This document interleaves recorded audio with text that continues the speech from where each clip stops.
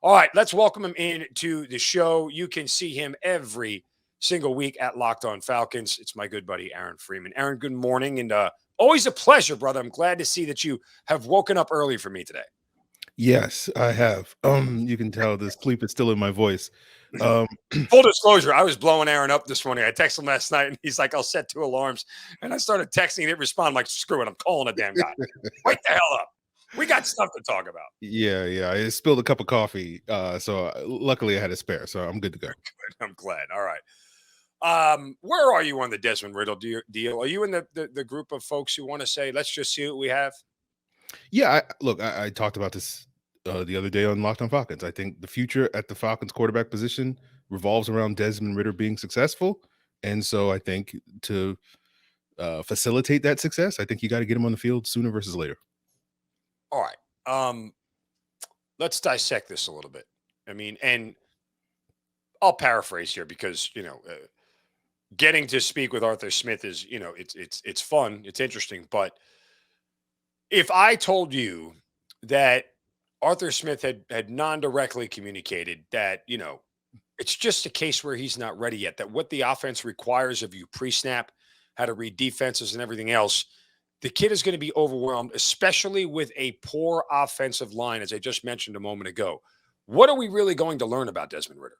That he knows how to take a hit? Because that's not what you want from your quarterback. That's fair. I mean, we'll see. We'll see what happens. I just think the path to success is through having a good quarterback, right? That's a pretty know-nothing statement. And I just think we know what Marcus Mariota is at this point in time, Yes, and we don't, 100%. we don't know what Desmond Ridder is, and the potential for him to be better is just too intriguing, in my opinion, for the Falcons to not try to take advantage of that. But certainly Arthur Smith has his reasons for why he is continuing to roll with Marcus Mariota. I don't quite agree with those reasons, but we'll see how it works out for this team this year and certainly in the future. What is the biggest reason that you disagree with Arthur Smith of the reasons he's not playing? What is your biggest axe to grind? I just think there's little to no upside of continue to ride, I guess you could say, this bridge that is Marcus Mariota. I just Even if it means possibly making the playoffs. I still think that possibility exists with Desmond Ridder, if not potentially greater. But obviously, Arthur Smith has a more informed opinion on that front. So I'm just guessing on that one. But yeah, I mean, I just don't think making the playoffs, great, awesome. If you do that with Mariota, cool. I listen, I am a little conflicted. I mean, look, we talked before the season and I was screaming that it's, you have to find out what you have with Desmond Ridder. That's the one goal of this season. Find out if the guy is worth it. And, now it got to a point where I got new information and I've had to pivot on that new information in a sense where Arthur Smith has repeatedly, I think made it clear that it's not just about, him finding out what he has. That I get the sense that he's just not ready to run this offense the way that he wants. And again, I think in general, it's like the ceiling for Ridder at this point is no higher than what Mariota is giving you, but the floor is a lot lower. The amount of mistakes he can make, the amount of turnovers he can do, the amount of bad things that can go wrong for Ridder at this point is a lot higher than it is with Mariota. And yes, I know Mariota threw a pass from his butt laying on the ground and chucked it up in the air. And I would argue that's still not the worst NFL pass I've seen this season. Okay. Second worst, right? Well, yeah. I mean, Zach Wilson has made some pretty horrific throws this year, but that's neither here nor there. And he was on his 2 feet. He wasn't even going to the ground. But anyway, so I think that matters. But as I was talking about before, like Arthur Smith was always talking about the rest of the team as well. This is one of the worst defenses, if not the worst defense in the league. And yet we stopped talking about how bad this defense is. Like nobody in the market is talking about how pathetically bad this defense is. They can't stop anybody, period. And they can't get off the field on third down. And yet we're still focusing on Desmond Ridder. Like you got to fix a lot more than just a quarterback at this point. It's true. Yeah. The Falcons, as you and I have discussed many times over the last several months, they are in a rebuild. But I think that rebuild success hinges on them finding a quarterback. And I just think we know that Marcus Mariota is not that guy.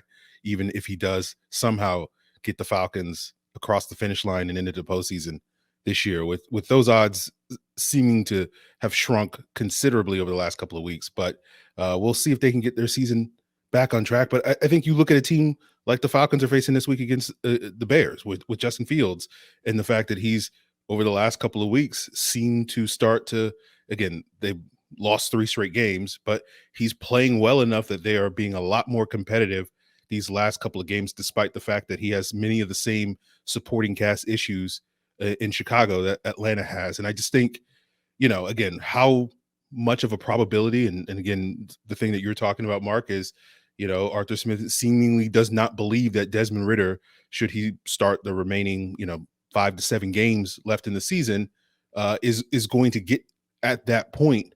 But I do think the sooner you get him on the field, the sooner we get, hopefully, that version of Desmond Ridder that can elevate, his team, and with the pieces that are going to be added to this roster over the next year or so, I think the future is now. So let me ask you one more question about the Bears since you just brought them up. I thought the conversation this week for everybody was going to be relitigating the 2021 draft and how we didn't draft Justin Fields because he was there. And I said at the beginning of the week on A to Z, like, please don't do that because Justin Fields isn't even remotely close to the player that you could argue they should have taken at number 3 when Jamar Chase was out there, Micah Parsons was out there, Justin Jefferson was out there. Like all these guys were out there. Was Justin Jefferson there? I can't remember. Anyway, no, it was Jalen Waddle who was there. Sorry, I apologize. But anyway, you could argue there were like 3 or 4 players ahead of Justin Fields that they should have taken who are infinitely better at their position than Justin Fields is at quarterback at this point in time. But aside from that, I thought that was going to be the conversation this week. It'll probably be that way on Monday and Tuesday when Fields is just zigzagging through the Mercedes-Benz Stadium turf for 105 yards on the day. That's probably what's going to happen. Yeah, I'm going to be writing something over at the Falcoholic on this very subject this week. I'll probably be working on it immediately after this conversation, so people can look forward to that. But it is kind of fascinating. I think one of the things I might touch upon in that article, it is kind of fascinating to sort of see Justin Fields and the Bears have really dialed up their play action and utilizing his running ability these last couple of weeks, which is some of the reasons why they've sort of started to unlock his potential. And it is fascinating to see Arthur Smith committed to a similar quarterback in Marcus Mariota, where they use a lot of play action. They incorporate the quarterback run game. And that's, I think, a little frustrating to a lot of folks looking at the Kyle Pitts situation, because we were dreaming of what this offense could be when we selected him back when Julio and Calvin Ridley, and we had what we perceived to be a really high-level quarterback, and it just hasn't come to fruition. And so that selection gets added scrutiny, all because, the Falcons quarterback situation is not quite and has not quite been what we thought it would be the last 2 seasons. And so this Pitts selection, in hindsight, looks like not the greatest allocation of resources, which I think just goes back to, this team needs to get the quarterback situation right. And again, that's part of the reason fueling my desire to see Ridder on the field, because maybe he could be the guy that finally allows our visions of what Kyle Pitts could have been to it's come funny to because fruition. I asked that question earlier before you joined, was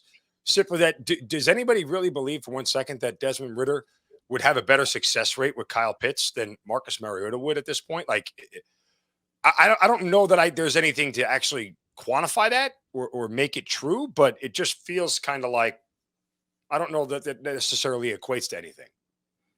I mean, yeah, it's all speculative, but when you see Mariota miss Pitts in the ways that he does on a Yeah, that pretty was. weekly basis, it feels like maybe one of those throws could be on target to Kyle Pitts with a different quarterback. I'm not going to sit here and try.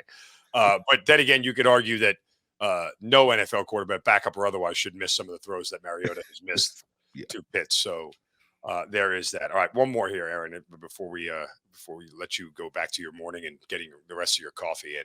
Appreciate it. The next 2 games, Bears and Washington, I think will tell us a lot about the Falcons, because again, we do this weird thing, and I never do it at all, ever. But, back when we looked at the schedule, we had W's written down against, Washington and Chicago because they were bad. They stink, which is why you don't predict freaking wins in April and in August. Okay. It's the stupidest exercise that people in my line of work do. Anyway, but if they lose these two games, now you've gone to 4-8. There's and you may get your wish. Like secretly, you should be hoping they lose the next two because I think as soon as the Falcons get eliminated, then Ritter becomes a legitimate possibility. So what you need to hope is that the Buccaneers win the next two and the Falcons lose the next two, and they lock up the division. And all the Falcons are doing is fighting for a wild card against a team like Washington that they've already lost a game to. But do we turn to a sense of panic, or do we even turn to a sense of panic's not the right word? I guess the bloom came off the rose on the early start. Like, how do we view this team if we end up losing the next two games? Yeah, I think it'll be very disappointing if the team loses the next two games because you're clearly channeling some of the content we had over on Locked On Falcons with the win-loss predictions earlier. But like we looked at this 6-game stretch starting with that Panthers game in week 8, you know, as like, oh, this is where the Falcons are going to start to pad wins this season, regardless of how good or bad this team is, because this is the softest part of the schedule. And even still today, given some of the disappointments that we've had this year, and then the unexpected outcomes, this still remains the softest part of their schedule. And they're so far 1-2. And if they lose the next two games, the idea of them going 1-4 against what should have been a stretch where they probably should have gone 4-1, especially given how they started, is certainly going to be disappointing for this football team. And it's going to raise some question marks about sort of their ability to maintain their momentum as the season wears on, because you kind of saw a similar thing last year where, they got it off to a slow start in September. Then things started to get rolling in October. And then it kind of fell off the tracks in November, and they weren't able to really quite get it back, although they were able to eke out a couple of late wins against teams like the Lions and Jaguars. So it does raise some concerns about why this team can't seem to maintain their momentum this year. So, yeah, I think if they lose the next two games, their playoff chances are pretty much dead. And, people like myself will probably get our wish, and we'll The see. screams will get louder as soon as the playoff chances are dead for Desmond Ridder. Aaron Freeman, Locked On Falcons. Check him out. Follow him on Twitter at FalcFans, FalcFans. Appreciate the time this morning, brother. I owe you one, so thanks for getting up and hanging out with me. Appreciate it, Mark. All right, take care.